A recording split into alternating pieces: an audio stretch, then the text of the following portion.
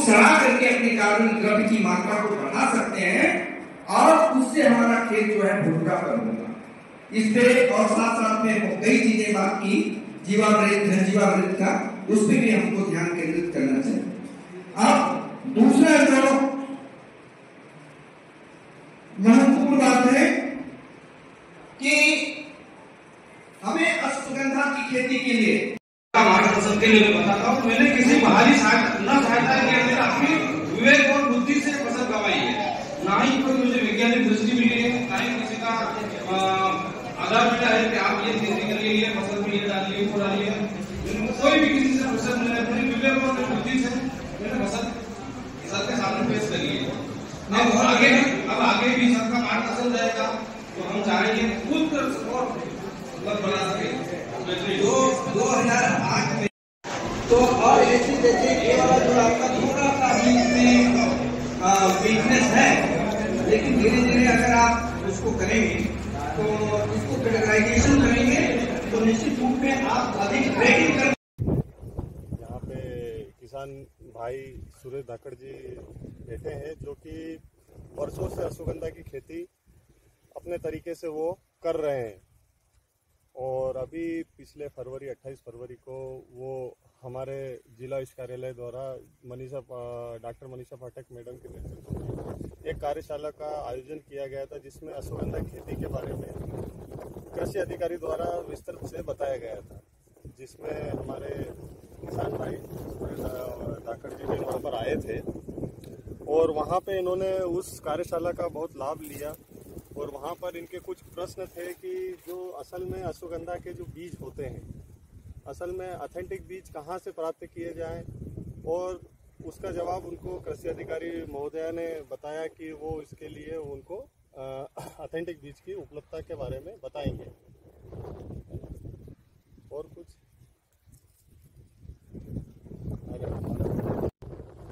आज हम हैं उज्जैन जिले के नागदा तहसील के बिरसा ग्राम पंचायत से लगभग 3 किलोमीटर दूर सुरेश धाकड़ जी के खेत में। आपने अपने लगभग 4 बीघा खेत में अश्वगंधा की फसल की है।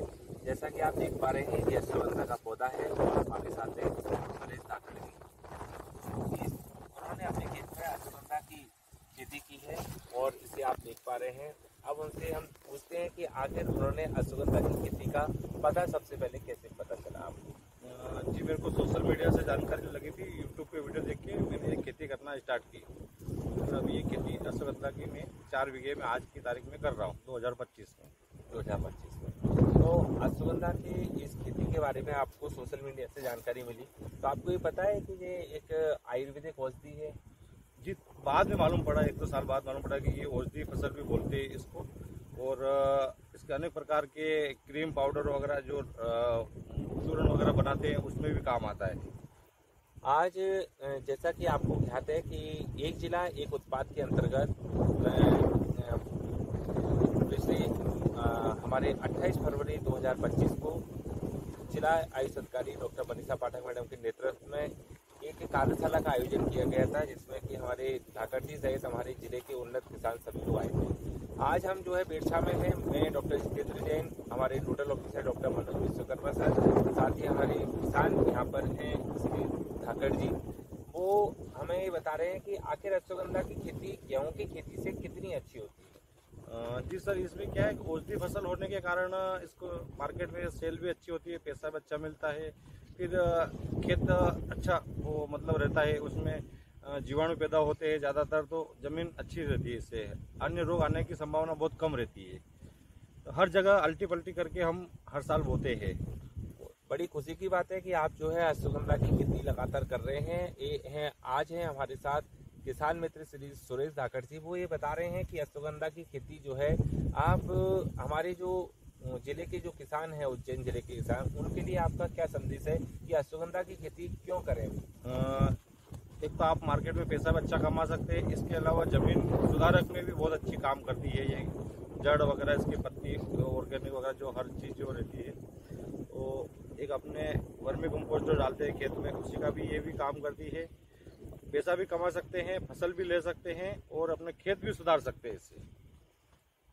तो पिछले दिनों 28 फरवरी को जब एक जिला एक उत्पाद कार्यशाला का आयोजन किया गया था, आप श्री सुरेश धाकड़ जी भी वहां पर थे, तो आपको उस सेमिनार में जब जाने का मौका मिला, उससे आपको क्या फायदा हुआ जी, अनेक प्रकार के क्षेत्र से अनेक किसान आए, तो उनसे मिलना भी हुआ, आपसे भी मिलना हुआ।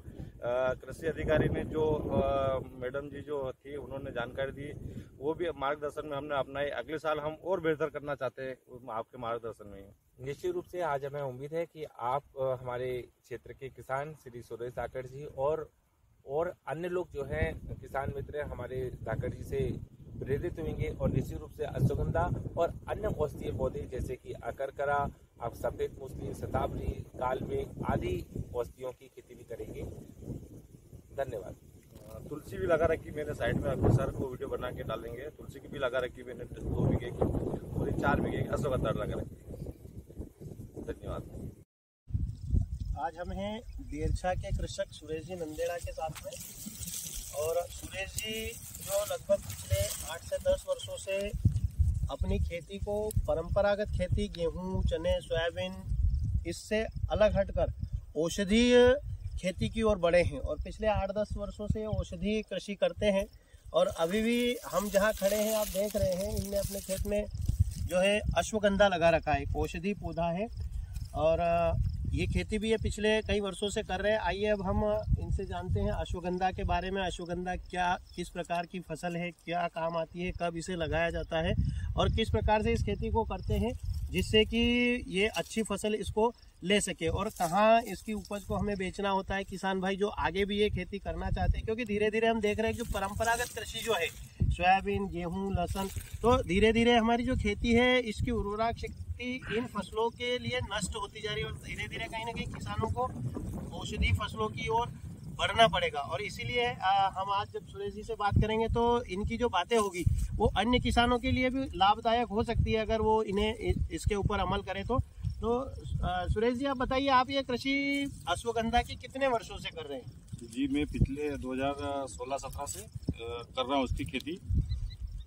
16-17 से कर रहे हैं, मतलब 8-9 साल आपको लगातार हो गए। अभी ये जो अश्वगंधा आपने लगा रखा है, तो ये किस समय में, कौन से महीने में अपन अश्वगंधा अगर कोई लगाना चाहे तो कब लगाना चाहिए इसको? ये आप अक्टूबर के महीने में, जैसे ही खेत सोयाबीन की जगह खाली होता है, उस समय आप 15 अक्टूबर से 15 नवंबर के बीच में आप लगा सकते हैं, तो बेस्ट फसल आपकी निकलेगी। अच्छा, कुल मिला के जिस समय गेहूं बोने का समय होता है वही समय, बराबर वही समय।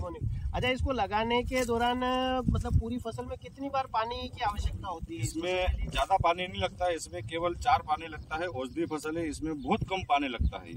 औषधि फसल पानी कम लगता है, जैसे इसको लगाने के बाद तुरंत पानी देने की आवश्यकता होती है क्या? पहली बार सिंचाई करके आप 10 दिन के अंतराल दूसरी सिंचाई करके फिर 1 महीना गैप देके फिर आप पानी लगा सकते हैं। फिर 1 महीना गैप करके देखा, पानी लगाने के बाद फसल पूरी आपकी पक के तैयार हो जाएगी। अच्छा।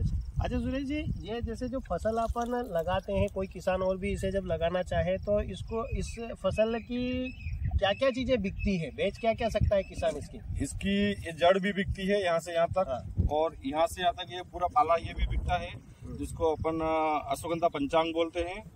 और इसके जो बीज है वो भी बिकते हैं। अच्छा, वो भी बिकते हैं। ये बीज जैसे बने हुए ये दोबारा फसल में काम आ जाते हैं, अपन जो बोते हैं उसमें काम भी आ सकता है, किसान बेच भी सकता है चाहे तो। अच्छा। अच्छा सुरेश जी, इस फसल को अपन किस समय पककर लगभग ये तैयार हो जाती है, काटने का समय कब होता है इसका? ये अपने मार्च एंडिंग तक अभी जो फसल है, बस ये कटिंग चालू है हमारी खेत में अभी। अच्छा, अभी कटिंग चालू है लगभग।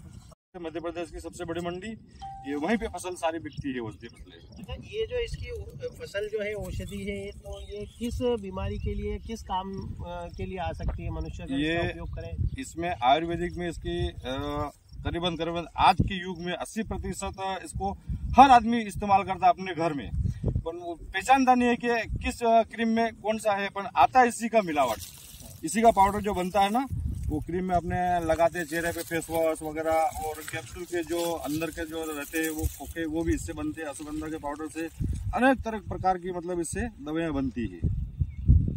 इसके अच्छा, ये जो अश्वगंधा लगा रखा है, इसके अलावा आपने और कौन कौन सी औषधि फसल और आपने इसके पहले कभी बोई हो? मैंने अश्वगंधा के अलावा अकरकरा भी बो रखी है, चिया सीड भी बो रखा है, किनोआ भी थोड़ा बहुत बोया था मैंने, पर वो ठंड में जल जाता है इसलिए मैं इस बार खेती नहीं की है। और चिरायता भी मैंने लिया है फसल, 4-5 साल से चिराय की खेती भी करी है मैंने।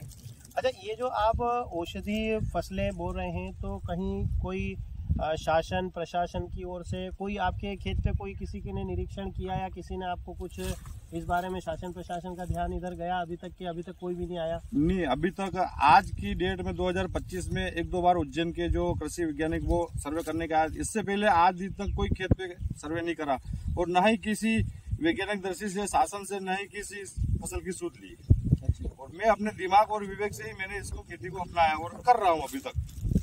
अच्छा, आगे भी अब आप इसी प्रकार की कृषि और बढ़ाएंगे? बढ़ाएं जरूर। तो आप देख ही रहो, खेत में लगी हुई 4 बीघे की मैंने अभी फसल लगा रखी है। अगले साल में इसको बोल रहा हूँ 8 बीघे की करूंगा, और कुछ समय में मैंने पिछले 18-19 में 10-10 बीघा की बोई थी।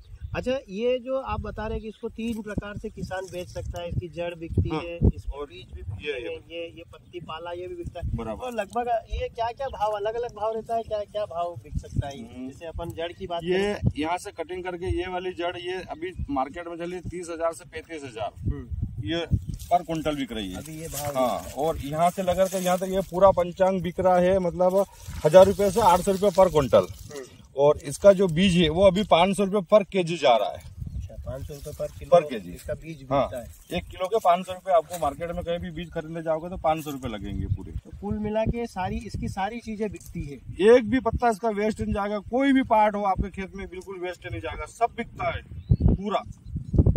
तो ये हमारे साथ में सुरेश जी नंदेड़ा बेरछा से हैं, और कृषक हैं, औषधीय फसलों की और इनका ध्यान है, और लगभग 8-10 वर्षों से औषधि फसल लगा रहे हैं। और आज हमने इनसे बातचीत की, और मेरा तो किसानों से भी यही है कि धीरे धीरे किसानों को इस ओर बढ़ना चाहिए, और जो किसान इस ओर हैं उनसे जानकारी लेकर और अनुभव लेकर इस प्रकार की फसलों को बढ़ावा देना चाहिए। साथ ही मैं इस वीडियो के माध्यम से प्रशासन के अधिकारियों से भी आग्रह करूँगा कि ऐसे किसानों को बढ़ावा देना चाहिए, जिससे कि परंपरागत कृषि के साथ साथ में औषधीय फसलों का भी किसान उत्पादन कर सके। ये जड़ मैंने तोड़ी है, अभी मैं इसको चबा सकता हूँ, मेरे को शरीर में कोई भी नुकसान नहीं होगा, बल्कि मेरे को अच्छा शाम को अच्छा रिजल्ट मिला। सुस्ती, तंदुरुस्ती, बलवर्धक ये जड़ मानी जाती है। इसको किसान इसको चाहे खा सकता है, कच्ची जड़ कोई दिक्कत नहीं है, बहुत मीठी लगती है। ठीक है, धन्यवाद।